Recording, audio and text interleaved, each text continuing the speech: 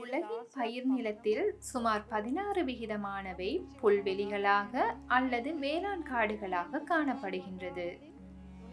இந்த வேளாண் காடுகள் அமைப்புகளில் ஏறத்தாழ 1/3 பகுதி சுற்றுச்சூழல் வெப்பநிலையை குறைப்பதற்கும் வளிமண்டலத்தில் கார்பனீரொக்சைட்டை சேமிப்பதன் மூலம் காலநிலை மாற்றத்தை குறைப்பதற்கும் பங்களிப்பு செய்கின்றது.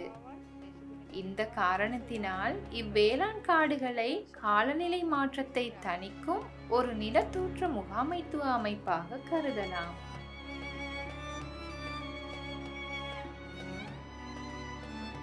இலங்கையின் உலர்வலய நிலப்பரப்பை எடுத்துக்கொண்டால் அவை அலைவடிவிலான சரிவுகளை கொண்ட நிலத்தோற்றத்தை கொண்டுள்ளது.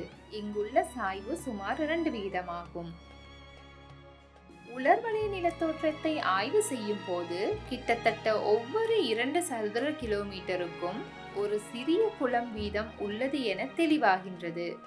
இன்று இருக்கும் 14,000 சிறிய குளங்களில் சுமார் 80% சிறு குள அருவித்தொடர் அமைப்புகளாக அமைய பெற்றிருப்பதாக தெரிகிறது. கடந்த தசாப்தங்களின் பயிர்ச்செய்கை சுழற்சி முறையை ஆய்வு செய்யும் போது இந்த சிறிய குளங்களின் குளக்கரைகள் அனைத்தும் சட்டவிரோதமாக ஆக்கிரமிக்கப்பட்டுள்ளன எனவும் மக்காச்சோளம் போன்ற குறுகிய கால பயிர்கள் பெரும்போக மழையுடன் பயிரிடப்பட்டுள்ளன என்பதும் மிகவும் பொதுவாக தெரியும் ஒரு விடயமாகும். இங்குள்ள அனைத்து குளங்களும் அவற்றின் மேலே உள்ள இயற்கை காடுகளை அழித்துவிட்டன. மேலும் மழைக்காலத்தில் டிஸ்க் பிளாக் போன்ற உபகரணங்களை பயன்படுத்தி நிலம் உழவு செய்யப்படுகின்றது.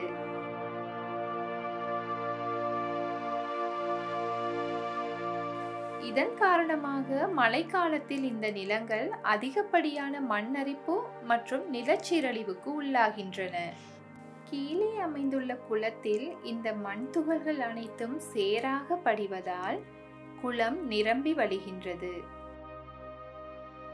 இவ்வாறாக தொடர்ந்து குள மேற்பரப்பில் பயிரிடுவதால் காலப்போக்கில் நிலமானது தரிசாக மாறி மண் உயிரற்றதாகின்றது. மேலும் குளம் நிரம்புவதால் குளத்தின் முக்கிய தொழிற்பாடான நீரை சேமித்து தேவையான நேரத்தில் வழங்க முடியாது போகின்றது. குளத்தின் இருபுறம் மாத்திரம் சேனை பயிர்ச்செய்கையை மேற்கொள்ள அனுமதி வழங்கப்பட்டதுடன் இச்சேனை நிலத்திலிருந்து வரும் நீரை சுத்திகரிக்க குளத்தின் மேற்பகுதியில் இருபுறமும் 2 மண் முகடுகள் கட்டப்பட்டன. குளத்தின் மேற்பகுதியில் உள்ள காட்டுப்பகுதியானது குளத்தை போன்று 9 மடங்கு இருக்க வேண்டும் என்பதும் இந்த இயற்கை காட்டில் நுழைவதும் காடழிப்பு நடவடிக்கைகளை மேற்கொள்வதும் தடை செய்யப்பட்ட செயல் என்பதை நாம் அறிவோம்.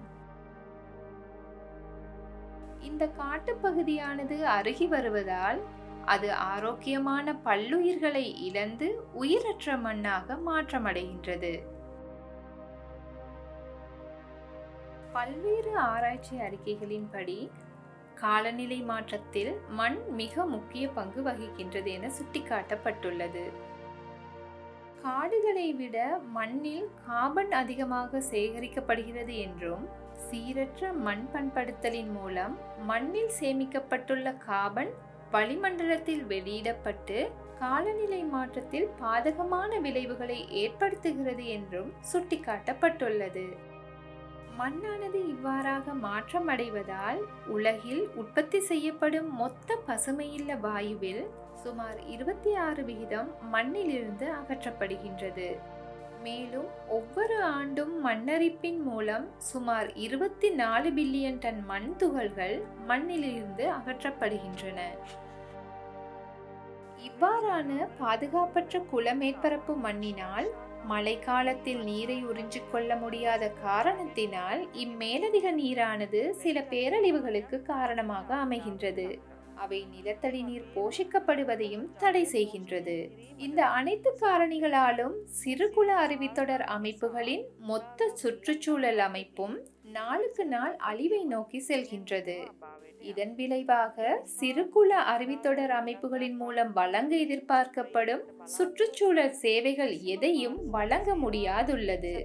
இந்த அனைத்து காரணிகளையும் கருத்தில் கொண்டு இந்த சுற்றுச்சூழல் அமைப்பை ஆரோக்கியமான மண்ணை கொண்டதாகவும் ஆரோக்கியமான பல்லுயிர் பெருக்கத்தை கொண்டதாகவும் மாற்றக்கூடிய முறையான விவசாய நடைமுறை இந்த நிலத்திற்கு தேவை.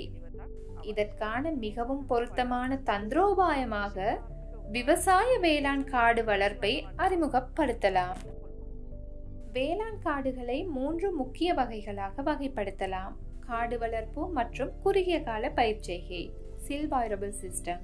காடு வளர்ப்பு மற்றும் கால்நடை வளர்ப்பு, சில்வோ பாஸ்டோரல் சிஸ்டம். காடு வளர்ப்பு, கால்நடை வளர்ப்பு மற்றும் பயிர் சாகுபடி, அக்ரோ சில்வோ பாஸ்டோரல் சிஸ்டம் என வகைப்படுத்தலாம். குளங்கள் கிராமங்கள் மறுமலர்ச்சி திட்டமானது தனது செயற்பாடுகளை முன்னெடுத்த 20 அருவித்தொடர் அமைப்புகளை சேர்ந்த 325 சிறிய குளங்களை அண்மித்த பகுதிகளில் இவ் அக்ரோ ஃபாரஸ்ட்ரி வேளாண் காடுகளை அறிமுகம் செய்துள்ளது.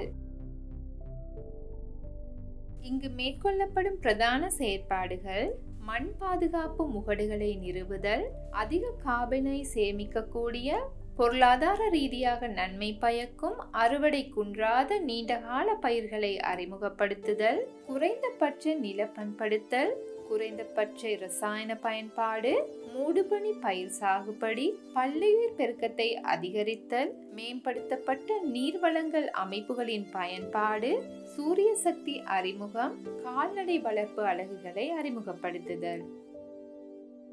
முதல் காரணி மண் பாதுகாப்பு முகடுகளை நிறுவுதல். இங்கு நிலத்தின் சரிவை கருத்தில் கொண்டும் சம உயர கோடுகளை அடிப்படையாக கொண்டும் மண் பாதுகாப்பு முகடுகள் அமைக்கப்பட்டன. மண்ணரிப்பை தடுப்பதற்காக இந்த முகடுகளில் மூடுபனி பயிர்கள் மற்றும் சிட்ரோனில்லா சேரை போன்ற தாவரங்கள் உற்பத்தி செய்யப்பட்டன. இரண்டாவது காரணி அறுவடை குன்றாத பயிர்களை அறிமுகம் செய்தல். இங்கு உலர் வலயத்தில் வளரும் பாலை, வீரை, முதிரை போன்ற தாவரங்களை கொண்டு குளங்களின் மேற்பரப்பில் உள்ள இயற்கையான காடுகளை மீட்டெடுக்க முடியாது என்பதால் பொருளாதார நன்மைகளை வழங்கும் தென்னை, மா, அம்பரெல்லா, தோடை போன்ற தாவரங்கள் வேளாண் தோட்டங்களாக அறிமுகம் செய்யப்பட்டன. இங்கு காலநிலை மாற்றத்தை தாக்குப்பிடிப்பதற்காக இந்த தாவரங்களின் கார்பன் சேமிப்பை கருத்தில் கொண்டு கார்பன் செக்ரிகேஷன் அதிகமாக உள்ள தென்னை, மா போன்ற தாவரங்களுக்கு முன்னுரிமை அளிக்கப்பட்டது. மூன்றாவது காரணி நில பண்படுத்தலின் போது மண் உழுதலை குறைத்தல். இங்கு மண் வெளிப்பாடு மற்றும் மண் உழுதலை குறைக்கும் வகையில் நில பண்படுத்தலில் கவனம் செலுத்தப்பட்டது. மண்ணின் கார்பன் சேமிப்புக்கு தேவையான காம்போஸ்ட், பசுந்தாள் உரம் போன்றவை சேர்ப்பதும் அறிமுகம் செய்யப்பட்டது. நான்காவது காரணி குறைந்த இரசாயன திரவியங்களின் பயன்பாடு. இரசாயனங்களின் பயன்பாடு மண் உயிரினங்களை அழித்து மண்ணை உயிரற்றதாக மாற்றுவதால் மண் மறுசீரமைப்புக்கு தேவையான கரிம பொருட்கள் அறிமுகம் செய்யப்பட்டன. அவ்வாறே குறைந்த அளவு இரசாயன திரவியங்களை பயன்படுத்தும் குறுகிய கால பயிர்கள் அறிமுகம் செய்யப்பட்டன. ஐந்தாவது காரணி பல்லுயிர் பெருக்கத்தை அதிகரித்தல். குள மேற்பரப்பில் மழையால் ஏற்படும் மண்ணரிப்பை தடுப்பதற்காக மூடுபடை பயிர்கள் அறிமுகப்படுத்தப்படுகின்றன. அத்துடன் இந்த பயிர்களில் பெரும்பாலானவை குறைந்த உரம் மற்றும் பூச்சிக்கொல்லிகள் தேவைப்படும் பயிர் வகை என்பதால் இது குளத்திற்கு ஏற்படுத்தும் சூழல் மாசுபாட்டை குறைக்கின்றது. ஐந்தாவது காரணி மூடுபடை பயிர்ச்செய்கை. இங்கு குளத்தின் மேற்பகுதிகளில் உள்ள வேளாண் காடுகள் 7 முக்கிய அடுக்குகளாக வளர்ச்சியடைய தேவையான வாய்ப்புகள் வழங்கப்பட்டன. கரிம பொருட்களை சேர்ப்பதன் மூலம் ஆரோக்கியமான மண்ணை உருவாக்குதல், மண்ணின் மேற்பரப்பில் மூடுபனி பயிர் சாகுபடி, மூலிகைகள், ஹெர்ப்ஸ், சிறிய புதர்கள், ஷ்ரப், குட்டையான தாவரங்கள், உயரமான தாவரங்கள், கொடிகள். இவ்வாறு கீழ் அடுக்குகளிலிருந்து மேல் அடுக்குகள் வரை மிக பெரிய பல்லுயிர் பெருக்கத்துடன் கூடிய வேளாண் காடுகளை உருவாக்குவதன் மூலம் இயற்கையாகவே விவசாய பூச்சிகள் கட்டுப்படுத்தப்படுவதுடன் பல்வேறு அடுக்குகளில் காபனை சேமிக்கும் ஒரு சுற்றுச்சூழல் அமைப்பு உருவாகும். அதே நேரத்தில் அதிக வெப்பநிலையை ஒழுங்குபடுத்தும் ஒரு சுற்றுச்சூழல் அமைப்பு உருவாக்கப்படுவதன் மூலம் வேளாண் காடுகள் காலநிலை மாற்றத்திற்கு எதிராக செயற்படுகின்றன. ஆறாவது காரணி மேம்படுத்தப்பட்ட நீர் விநியோக அமைப்புகளின் பயன்பாடு. இங்கு மண்ணரிப்பை தடுக்கும் குறைந்த நீர்த்திறன் தேவைப்படும் சொட்டு நீர் மற்றும் தெளிப்பு நீர்ப்பாசன அமைப்பு அறிமுகப்படுத்தப்பட்டது. ஏழாவது காரணி சூரிய ஆற்றலை அறிமுகப்படுத்துதல். இங்கு நீர்ப்பாசன அமைப்புகளுக்கு தேவையான ஆற்றல் மூலமான சூரிய ஆற்றல் அறிமுகம் செய்யப்பட்டது. எட்டாவது காரணி கால்நடை வளர்ப்பு அலகுகளின் அறிமுகம். வேளாண் காடு வளர்ப்பில் இது ஓர் அத்தியாவசிய அங்கமாக இல்லாவிட்டாலும் கால்நடை வளர்ப்பு அலகுகளை அறிமுகப்படுத்துவதால் மண்ணுக்கு ஏற்படும் நன்மைகள் மகத்தானவை. இத்தகைய நன்மைகளை கருத்தில் கொண்டு வேளாண் காடு வளர்ப்பிற்காக சிறிய அளவிலான ஆடு வளர்ப்பு கட்டமைப்புகள் மற்றும் கோழி வளர்ப்பு கட்டமைப்புகள் அறிமுகப்படுத்தப்பட்டன. இத்தகைய உபாயங்களை பின்பற்றுவதன் மூலம் சிறு குள அறிவுத்தொடர் அமைப்புகளில் சிறு குளங்களின் மேற்பரப்புகளை வேளாண் காடுகளாக மாற்றுவதன் மூலம் அங்கு இருக்க வேண்டிய இயற்கை காடுகள் புதிய வழியில் மீண்டும் புனரமைக்கப்படுகின்றது. இவ்வாறான வேளாண் காடுகளை அறிமுகப்படுத்துவதன் மூலம் பொருளாதார ரீதியாக அதிக லாபகரமான பயிர்களை அறிமுகம் செய்வதும் காலநிலை மாற்றத்தை எதிர்கொள்வதும் அறிவுத்தொடர் அமைப்புகளை வளங்குன்றாது பராமரிப்பதும் எமது முக்கிய நோக்கமாகும்.